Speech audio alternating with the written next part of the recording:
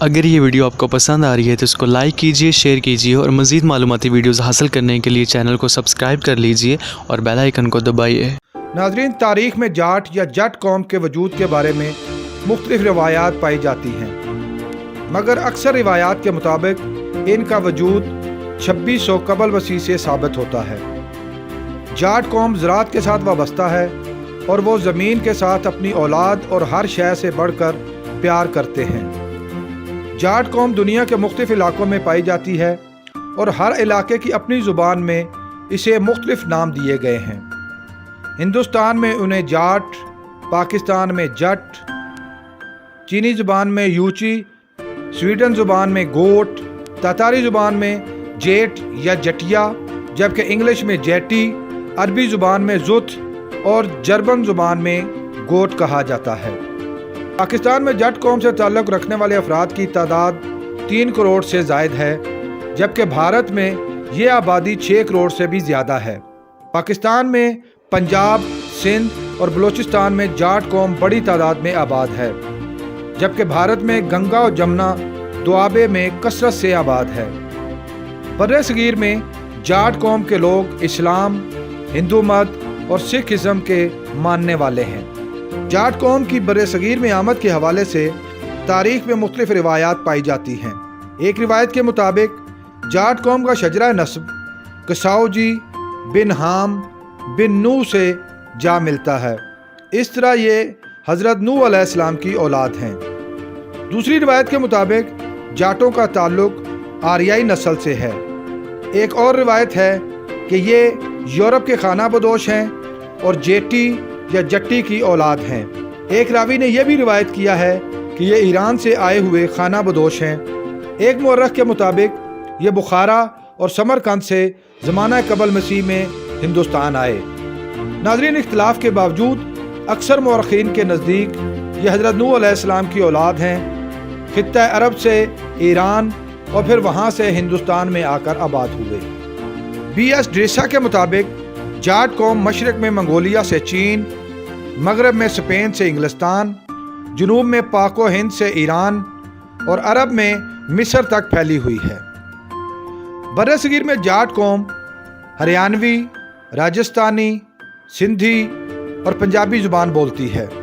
جاٹ قوم کی تاریخ کا بغور جائزہ لیا جائے تو یہ بات سامنے آتی ہے کہ یہ قوم انتہائی خوددار اور انا پسند ہے۔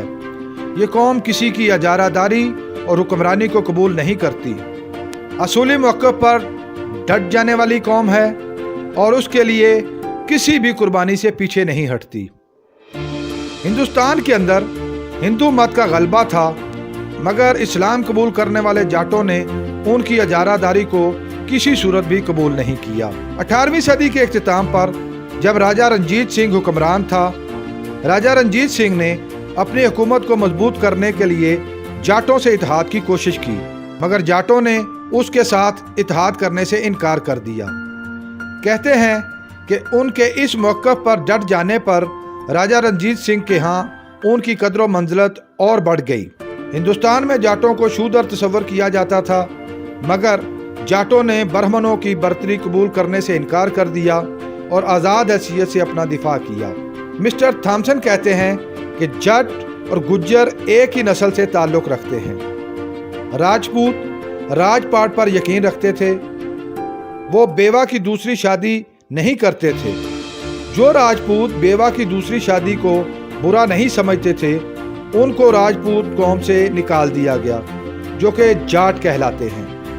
جب آریاؤں نے محمد بن قاسم کے ساتھ مل کر حملہ کیا تو سندھ کے جاٹوں نے اس کا بھرپور مقابلہ کیا۔ جنرل کینن کام کے مطابق جاٹ قوم سکندر اعظم کے بعد سندھ میں آئی اور عرب میں بھی کثرت سے پائی جاتی ہے۔ جاٹوں کے مطابق حضرت عمر فاروق رضی اللہ تعالیٰ عنہ کی فوج میں جاٹوں کی بہت بڑی تعداد شامل تھی۔ انگریز تاریخ دان گسٹاو لیبان تاریخ ہند میں لکھتا ہے کہ سکندر اعظم جب برِ صغیر پر حملہ آور ہوا تو ملتان میں جاٹوں کے ساتھ مقابلہ ہوا۔ جاٹوں نے سکندر اعظم کے خلاف بھرپور مزاحمت کی۔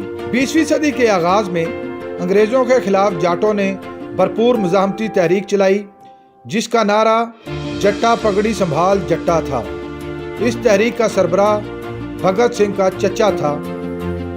जब महमूद गजनवी ने हिंदुस्तान पर हमला किया तो इस वक्त महमूद गजनवी के खिलाफ भी जाटों ने भरपूर मुज़ाहमत की। एक दौर में पंजाब से मकरान तक जाटों की हुक्मरानी रही। जब ज़हीरुद्दीन बाबर ने हिंदुस्तान पर हमला किया तो इस वक्त कोहे नमक के इलाकों में जाटों की हुक्मरानी थी। बाद में आवानों ने जाटों को इस इलाके से बेदखल कर दिया। इसके अलावा जाटपुर से मगरबी हिंदुस्तान तक भी जाटों की हुक्मरानी रही। बर्रे सगीर की तारीख का अगर बगौर जायज़ा लिया जाए तो ये बात खुलकर सामने आ जाती है कि जाटों ने अपनी ज़मीन के दिफा के लिए कमोबेश हर बैरूनी हमला आवर का मुकाबला किया। चीनी रिवायात के मुताबिक वी कबाइल की तारीख 2600 कबल मसीह तक जाती है। चीन की वी, ईरान की दाही, यूनान के दाए और बर्रे सगीर के दाहिया जाट वही जनूब एशियाई जाट हैं जिनको ईरान में गत्ती और चीन में यूची भी कहा जाता है। नाजरीन, रिवायात के मुताबिक गुज्जर और जाट कौम एक ही नस्ल से ताल्लुक़ रखती है, इसलिए इन कौमों की गोतें अक्सर एक ही नाम से बोली और पुकारी जाती हैं। नाजरीन, जट कौम एक बहादुर कौम है। पाक आर्मी में जट फौजियों को एक नुमायां मुकाम हासिल है, जबकि भारत में जट कौम के नाम पर बाकायदा जाट रेजिमेंट कायम की गई है। बॉलीवुड और लॉलीवुड में जट अदाकारों को नुमायां हैसियत हासिल है। पाकिस्तान में जट कौम की मुख्तलिफ शख्सियात पर बहुत सी फिल्में बनाई गई हैं, जिनमें शोरा आफाक फिल्म मौला जट ने सिनेमा स्क्रीन पर तवील अरसे तक राज किया। मशहूर रोमानवी दास्तान हीर रांझा और मिर्ज़ा साहिबा भी जट कौम से मंसूब है।